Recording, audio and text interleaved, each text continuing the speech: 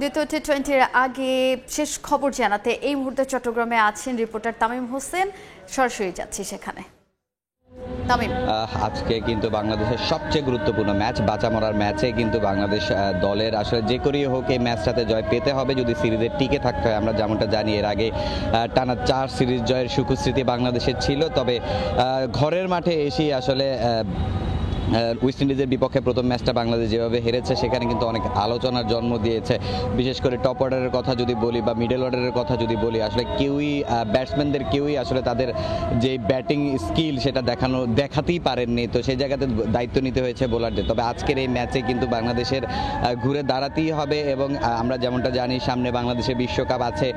এই যে ম্যাচগুলো রয়েছে এগুলোই কিন্তু বাংলাদেশের প্রস্তুতির সবচেয়ে বড় মঞ্চ। তো এখানে ব্যাটারদের দায়িত্ব নিতে হবে এবং ব্যাটারদের আসলে তাদের যে ফর্মটা ফিরিয়ে আনতে হবে। আমরা জানি যে আমরা যতটুকু জানতে পেরেছি যে এই ম্যাচের একাদশে কিন্তু বেশ কয়েকটি পরিবর্তন আসবে। আমরা জানি যে শামীম পাটোয়ারি লাস্ট ইনিংসে যেভাবে আউট হয়েছেন তাকে নিয়ে কিন্তু অনেক আলোচনার জন্ম হয়েছে। তবে সেক্ষেত্রে বলা যায় যে আসলে আজকে শামীম পাটোয়ারিকে একাদশে নাও রাখা হতে পারে। এছাড়া যদি আমরা বলতে চাই যে পেস ডিপার্টমেন্টও কিন্তু পরিবর্তন আসবে। তাসকিন আহমেদকে এভাবেই সবসময় এভাবে এক ম্যাচ বিরতি দিয়েই কিন্তু খেলানো হয় তার ওয়ার্ক রেট বিবেচনায়। এছাড়া আমরা যদি বলি মুস্তাফিজের ক্ষেত্রে হয়তোবা আজকে মুস্তাফিজকে রেস্ট দেওয়া হতে পারে, কেননা ওয়েস্ট ইন্ডিজ একদম আফগানিস্তান সিরিজ বা আপনার ওয়েস্ট ইন্ডিজের বিপক্ষে 3টি ওয়ানডে, এরপরে ঘরের মাঠে এসে এখানে প্রথম টি-20 খেলেছেন। তো এতগুলো ম্যাচ টানা খেলার মধ্যে আছেন তিনি, সেক্ষেত্রে হয়তো বা আজকের ম্যাচে তাকে রেস্ট দেওয়া হতে পারে। এছাড়া শরীফুল ইসলামের সেক্ষেত্রে শরীফুল ইসলাম দলে ফিরতে পারেন।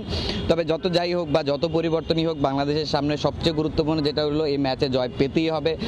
আমরা দেখেছি যে সাগরিকায় দর্শক খরাটা কেটেছে। এখানে কিন্তু প্রথম দিনে টিকিট বিক্রি থেকে 35 লাখ টাকা বিসিবির আয় হয়েছে। তো দর্শকদের যদি আবারও মাঠে ধরে রাখতে হয় বাংলাদেশকে এই ম্যাচটা জিততে হবে এবং ম্যাচ জিতে এবং তাদের আত্মবিশ্বাসটা বাড়াতে হবে। আমরা জানি যে টি-20 বিশ্বকাপ বাংলাদেশের আত্মবিশ্বাস বাড়ানোর মঞ্চ এগুলো, কারণ টি-20 ফর্মেটে কিন্তু বাংলাদেশ সাম্প্রতিক যেভাবে খেলেছিল এই ফর্মটা কিন্তু বাংলাদেশের এই ফর্মেটে একটা বড় স্বপ্ন দেখাচ্ছিল। তো সেই জায়গা থেকে প্রথম ম্যাচে এসে এভাবে হার, এটা অবশ্যই বাংলাদেশের জন্য একটা খারাপ সংবাদ। কিন্তু বাংলাদেশের ঘুরে দাঁড়ানোর অ্যাবিলিটি আছে। শামীম পাটোয়ারি ছন্দে নেই, শামীম পাটোয়ারির জায়গায় আজকে জাকির আলী ঢুকবেন এবং আশা করা যায় যে আসলে বাংলাদেশ আজকে জয় পাবে। তো চট্টগ্রাম থেকে বাংলাদেশ এবং ওয়েস্ট ইন্ডিজের দ্বিতীয় টি-20 নিয়ে এই ছিল আমার কাছে সবশেষ তথ্য। দ্বিতীয় টি-20-র আগে দু দলের সবশেষ খবর জানাতে চট্টগ্রাম থেকে আমাদের সঙ্গে সরাসরি যুক্ত হয়েছিলেন সহকর্মী তামিম হোসেন।